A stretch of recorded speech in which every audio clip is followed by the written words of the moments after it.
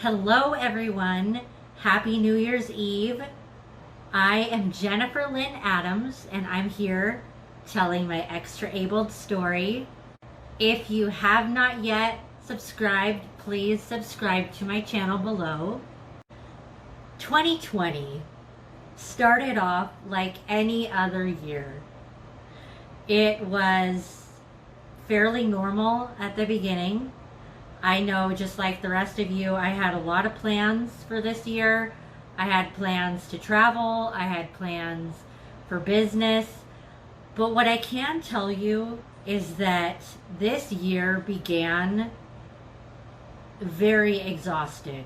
Like I made, my business goals and all of that like I always do every year. And I just remember this year being like, am I gonna make it? Like, before any of the COVID stuff happened, it was just like, okay, I'm gonna do these business things because business must go on. But I remember even at the beginning just feeling like, I don't know if I can make that happen. Because I started this year very exhausted. Literally just 2 weeks later, we went into lockdown for COVID. And so it started in March. I remember March 8th. And I was at a party actually when it was announced on the news that we would be going into lockdown. And I remember at that party just hugging everyone. I barely knew anyone there. They were acquaintances that I knew. And we just hugged each other. And it was kind of like understanding that this might be the last time we get to hug people in a really long time. And that's really quite true. I went from March 8th to Mother's Day with no hugs at all. And March through June, I believe, those were the darkest months of the year for me. I am an extrovert, and going through that much isolation for that amount of time with no reprieve, it was the hardest thing and the darkest thing I've ever faced in my life. For real, I mean that. Last night, it all came to a head. Like, I just broke down and sobbed my face off last night. Like, it makes me sad that that was what happened. Like, if I could have changed history, if I could have made it better, it can be better. Like, just tried to make things better for them and help them, and it was to no avail, and always to my injury. But I love those people. I love them, and I want them to be happy. I want them to be healthy. I want them to be better and to be well. And so I just cried and cried and cried last night about that. And it was so helpful. Like, it was so cathartic. And, haven't been sleeping all that well the last week or so. And after I cried, I just slept so good. And so now, typically when I go into a new year, I start it with kind of, a lot of goals and aspirations.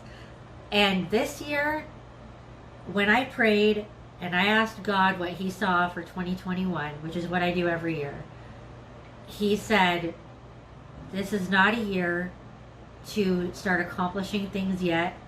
It's a year to recover. And so there's no pressure for a bottom line. There's no pressure for certain business goals. It's a year to rest and recover.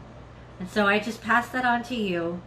If you feel pressure, like you need to get back in the swing of things, or you think that 2021 needs to be some sort of mile marker beyond 2020, just relax and know that it's going to take time for us to really recover from 2020, and that's okay.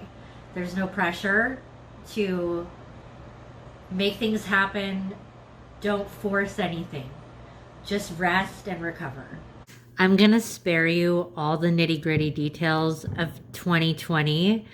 If you want to, you can go watch my year in review I posted almost twice a week, every week throughout this year. So just go back to my YouTube videos and take a look.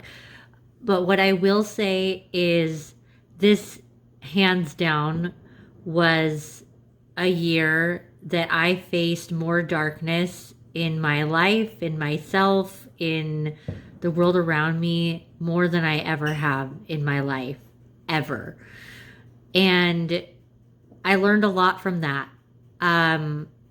It was really hard because I think I also, well, what 2020 did is it gave us almost a little too much time to think about our lives and our choices and our regrets and whatnot. I mean, I don't know about you, but that's how I felt this year. But with that, it really made me get clear. Like, just, I dwelled a lot on the past, and I remembered things that happened in my past that I was hoping I would never remember. And I just had to learn to forgive myself for those things and to not believe that it makes me that person. It gave me a chance to forgive myself, and to recognize how far I've come and who I am now, and that I'm actually really proud of who I've become. And 2020 also just taught me to set boundaries and to realize that my self-care matters, and to recognize when I'm feeling overwhelmed and just admit it, and, not get myself in over my head with plans or with things that feel too overwhelming. I learned to say no this year. That was a really big lesson I believe I learned this year, was to say no. I'm sure you guys did too.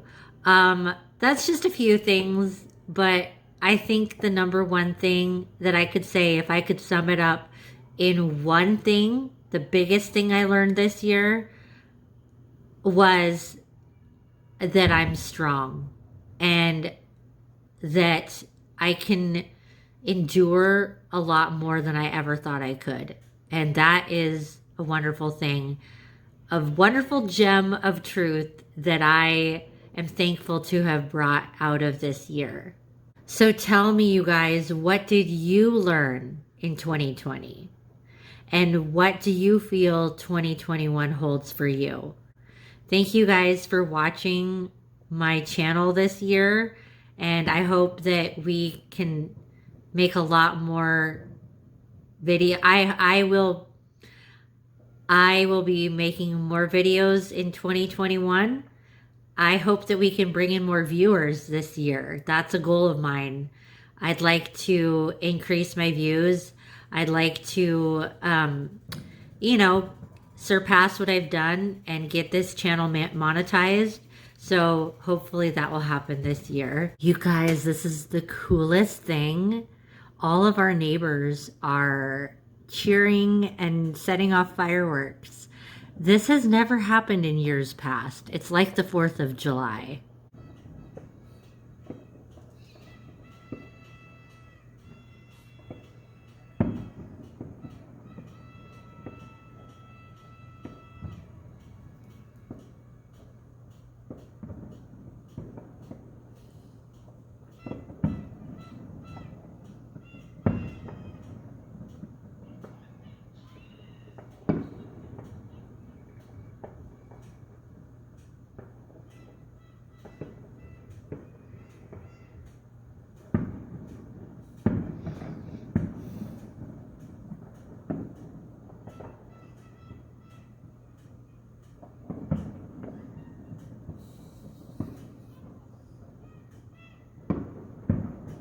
I would like to propose a toast to 2021 being the year of recovery.